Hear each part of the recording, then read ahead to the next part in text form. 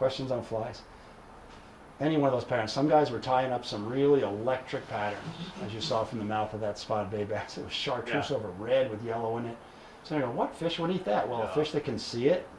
Yeah. Right? If it's not seen, it's not eaten. You never know if a fish is going to eat unless he sees the fly. Most of the time, the fish that we throw to don't see the fly. You said you were going to get back to color. Mm-hmm. On the clouser, with the bullet sinker, one that slides, I would guess that a green and white would be better. Chartreuse over white, bright colors. Chartreuse over white, green over white, blue over white, black over white. Anchovy type patterns, depending on what's around in the season. Remember, we talked about the seasons. If the halibut are around in the inshore environment, there's anchovies around. The halibut around, the anchovies around. If it's sardine season in the summer, then we go to more greens. But the SF blend has a little bit of flash built into it. You can tie some on the outside, or you can use the flash tail clousers. Dan Bladden tied, all this flash sits out at least a half an inch from behind all the other paraphernalia, whether you're using bucktail or yak hair, whatever you're using. He's got the flash sticking out that much on the back end. So it's just a tail, and it's real tantalizing. And he's using 20 to 50 strands. And that's not doubled over, that's just what he's got there. And his patterns, I'm going, gosh, that's really gaudy. I didn't tie any of mine that gaudy. But I didn't ever have trouble finding fish either, so I think it's possible to overdress a fly. They need to have that translucent color, especially if the water's clear. And you are going to have days where the water's clear down here, where we found some really good visibility. And other times, once the wind gets going, blowing into the estros, you're looking for wind and current to push in, as we're going to talk about, to create the optimum press of bait fish into those roots. What size length? Up to 4 inches, generally speaking, for the inshore activities. Anywhere from 2.5 to maybe 4 or 4.5 inches. Depends on the size of the hook. It should be 2 to 2.5 times the hook length for clousers, right, and jiggies. That gives the material a little room to move, but not so much that it ends up wrapping around your hook and fouling it. Another thing, I was looking at guys down there, one guy he fished for an hour without catching a fish, and I said, let me see the fly. Fouled. It's fouled around the hook. Fish don't hit foul flies. So if you're having a bad day at the beach, and you're wondering what's going on, your materials are probably wrapped around. I put on my clippers, I have a paper clip that's extended out. And I've got an old toothbrush from the airplane, strangely, from first class passengers leave the unused stuff behind.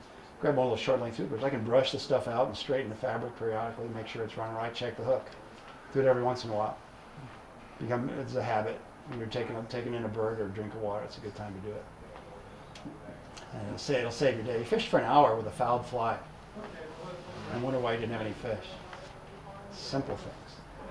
Other gear you need to have, our hats. You want to back up.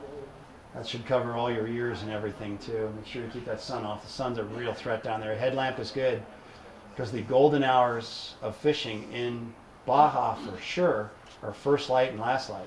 We generally didn't fish a whole lot of first light except for the beaches. And I walked the beach inside and then the outside for the halibut.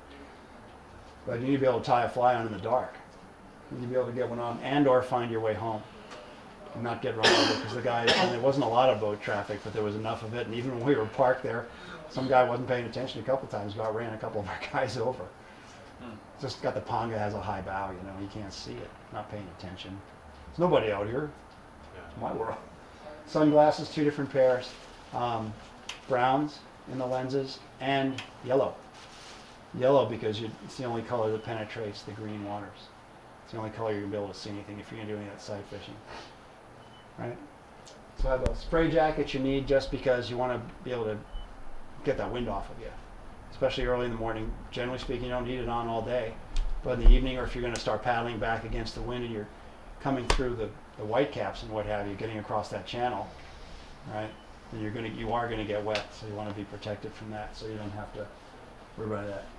Waders and fins if you're going to kayak fish, and the water temperature's there. Shooting basket's good for not only putting your reels together, but when you do get out. When the tide goes out, some of these sandbars in the estros and along the bocas and everything else are exposed. So that shooting basket's going to come in real handy for managing your line. Right? Really handy. And it doesn't weigh anything. You can pack everything in it in a suitcase.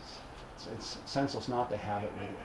And you can use it and do your laundry. You can do whatever you want with it. Back at camp. Finger guards. Protect your fingers, because once if you fish all day like some of us idiots do, your skin gets soft from the salt water, and you want to keep that line from digging into your hand. Plus, the nice part about something made of lycra is that it cleans your line every time you strip it across your fingers. Most of the time, when we're not in the kayak, we're using two hands, so we always have contact with the fly. We can make it go really slow. But anytime we're switching hands, we still have control of the fly right there. Other time, it's just single-handed and grab it, and it's going right across that guard. Is that something you can just buy? I made mine. Just get some lycra, triple stitch, figure out the width of your finger for what you're going to want, then just get that long 3-yard or 3-foot stretch and sew it all the way to the end.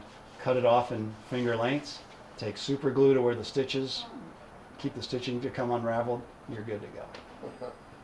A lifetime supply. Simple's good. I don't want to put everybody in a business that makes $100 million selling it. Why bother? Insect repellent, we didn't have a lot of bugs, but I'm sure they're there at other times of the year, so you might want to have that.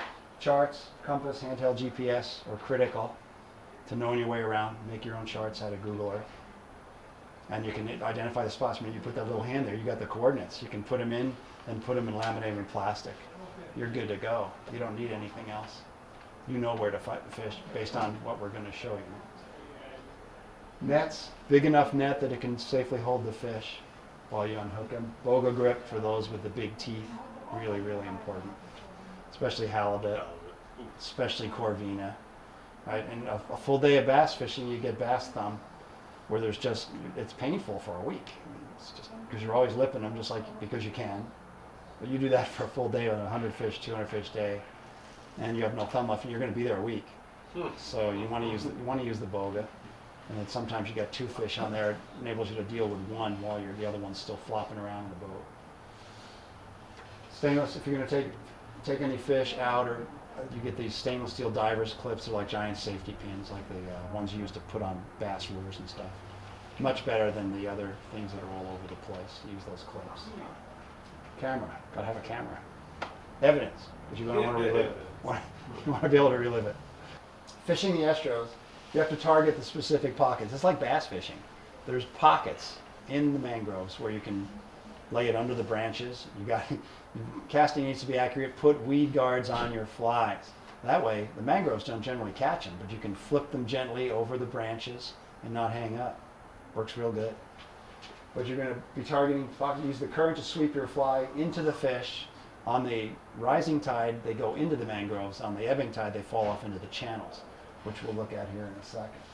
Depending which way you go. Don't own real estate. If you're not catching fish, get out of there. Keep moving. Everybody in this room owns real estate when they're fishing. Don't lie to me, because I do it. Not Joe, yeah. Come on, let's go. The tide waits for no one, incidentally. Whether you're fishing San Diego Bay or you're down here, the tide waits for no one. If you're not in the right place at the right time, you might as well pack up and go home. So you need to plan that ahead of time. And if you're falling behind schedule because you've been catching a lot of fish, sometimes you got to say, I got to move. That said, don't leave fish to find fish. If you're into a real hot bite, well, time to skip the next stop after you finish with these guys that you already have going and go to the next one. Jump ahead where you were planning on going. Or sometimes just mean, well, I'm going to have to fight the current going home, but I'm going to catch a lot of fish right now. It's so red hot, I'm getting fish on every cast. I'm going to stay and fish. Gray dead mangroves, like the ones you're looking at there, usually have deeper water next to them than the green ones. So that's a pretty good indication where to start. Plus you've got your charts and the aerial pictures and photographs which say, yeah, it ought to be right about here. So we'll do that. Deeper is better for big fish anyway. It's close quarters combat. You see the tide's out here, so you get out, stick your paddle in, tie your kayak off. You can stand and actually fish and swing your things under the mangroves. Same thing, sitting on the bar, get to stretch your legs, visit Mother Nature. It's a good thing, but everything is close quarters action. You're right on top of the fish. 40 to 60 foot casts are probably the average for fish. You can get right in on them. You're quiet, and you can do it even with a big boat, although you can cast further, so there's no need to get on top of them. Channels and flats. You can see the channels as they're outlined in here, and deeper along the bends as it swings to the outside. When the tide goes out, you can probably stand on the bar. If it's sandy versus muddy, some places are muddy, you gotta be really careful. Especially near mangrove roots, it gets really, really muddy. Now, that's not the place. Away from the mangroves is good, but normally everything that rots falls to the bottom near mangrove roots. Unless there's enough current. But you get all these different pockets and areas where water runs deep and fish are going to come in and work along there to feed.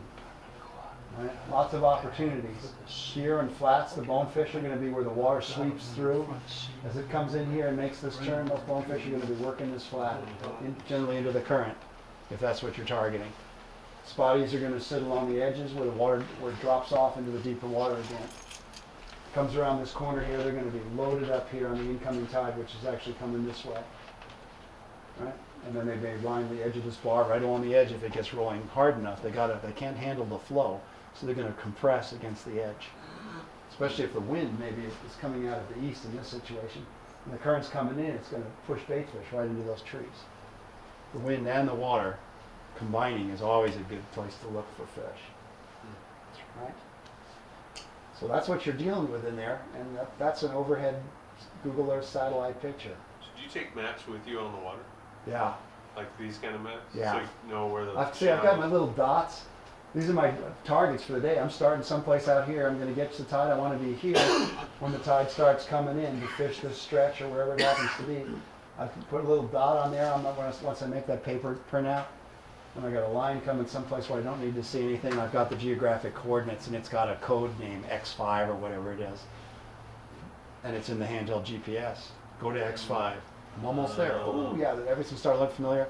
I could be right on that spot within 6 feet.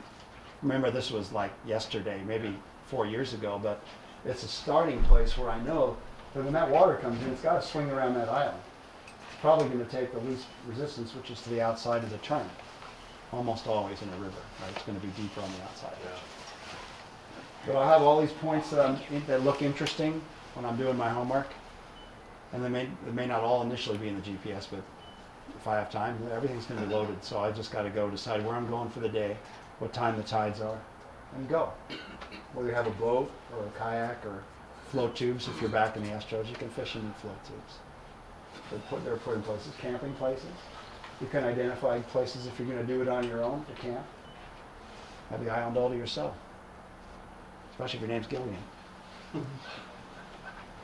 Matching the hatch, find out what's around. That's the Pacific blue shrimp, and that's a pretty good size. Remember that because I'll show you a fly in bass's mouth that I tied to imitate that. It was absolutely bonkers. Absolutely bonkers. These red crabs were in there. I didn't have any red crabs, but I did have a red magic marker.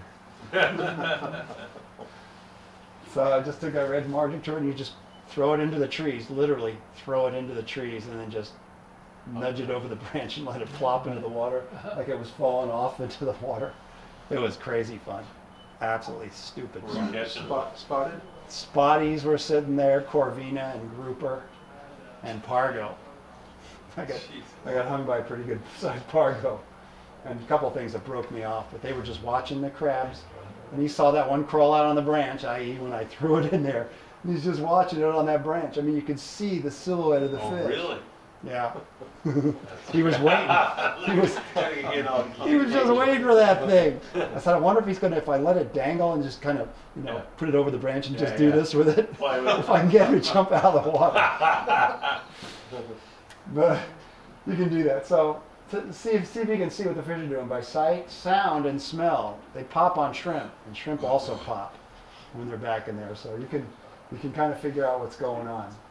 Keep your eyes open, you'll figure it out. Size is more important than color. Flash was definitely a thing. Flies with built-in action when the tide will slow down or someplace along the edges where it's not moving as fast.